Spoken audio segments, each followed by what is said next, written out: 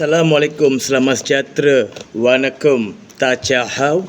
Saya Muhammad Suman Siwam. Kembali lagi dari channel kita Rakyat Malaysia. Hari ini saya kembali dengan satu isu. Baru-baru ini kita mendengar satu kabar daripada PMX dan negara India, iaitu Konsulat Jeneral India akan dibuat di Sabah, iaitu di Kota Kinabalu. Dan di sini saya ingin memberi sedikit pendapat atas pandangan saya terhadap perkara ini.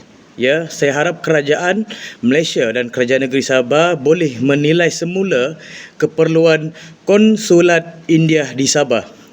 Sebab kita perlu lihat diplomasi versus realiti perut rakyat. Rakyat di Sabah ini bukan menuntut konsulat ataupun kemenangan diplomatik negara, hanya berlaku di Malaysia perkara ini.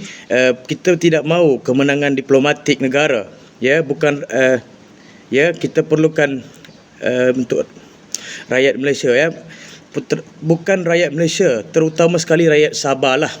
Ini adalah satu kemenangan kerajaan saja, bukan realiti rakyat sebenarnya. Jadi sebab di Sabah sini rakyat bergelut, rakyat Sabah bergelut dengan masalah parti, iaitu pendatang asing tanpa izin, kos sara hidup yang meningkat dan pasaran kerja yang semakin mengecil. Kita boleh melihat daripada krisis pengangguran, perangkaan Malaysia di OSM seringkali mencatatkan kadar pengangguran yang lebih tinggi berbanding purata nasional. Sabah ini salah satu negeri yang paling tinggi dia punya pengangguran.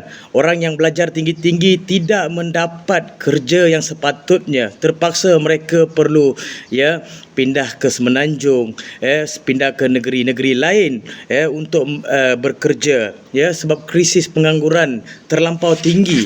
Ini pandangan saya sedikit. Saya bagi tahu apa yang akan terjadi jika mana konsulat Jeneral negara India dibuat di Sabah. Sebab kita perlu lihat dari pelbagai aspek. Negara Malaysia perlukan lebih kajian.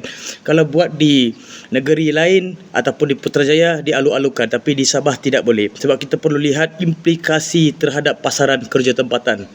Kehadiran konsulat atau pejabat perwakilan asing akan disusuli dengan MOU. Kita perlu melihat tenaga kerja ataupun perdagangan. Mereka menandatangani MOU ini atas pelbagai aspek untuk ekonomi.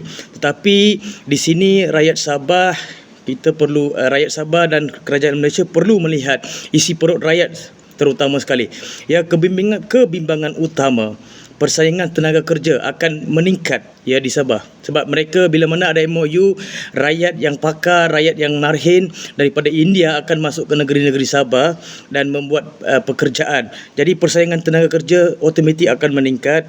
Saya lihat, sebab saya dah bermaustautin di Sabah sini, saya melihat keutamaan yang perlu dibangkitkan, iaitu terhadap pelaburan dalam sektor perindustrian, permekasaan PKS tempatan perlu memberikan satu ruang ekonomi pada masyarakat tempatan, dan infrastruktur yang asas. Sebab infrastruktur asas lah, sebab di Sabah sini sedia maklum kita, jalannya seperti dibom,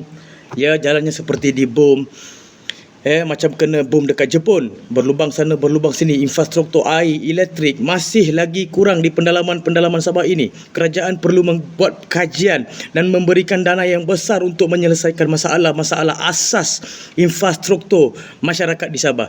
Kita bukan minta konsulat jeneral.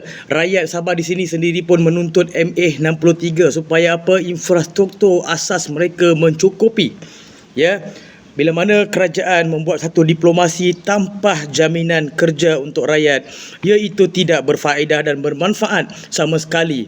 Tidak bermakna, sebab rakyat sendiri sengsara dalam pelbagai isu, tetapi kerajaan ingin membuat perkara-perkara yang tidak dituntut ataupun tidak diminta oleh rakyat. Jadi saya di sini sebagai rakyat Malaysia membantah perkara ini. Mungkin pandangan saya ataupun suara saya ada yang boleh membantah, ada yang tidak suka, tapi saya melihat implikasi yang akan datang, kesan-kesan buruk yang akan datang. Bila mana ada kesan baik, kesan buruk pun ada.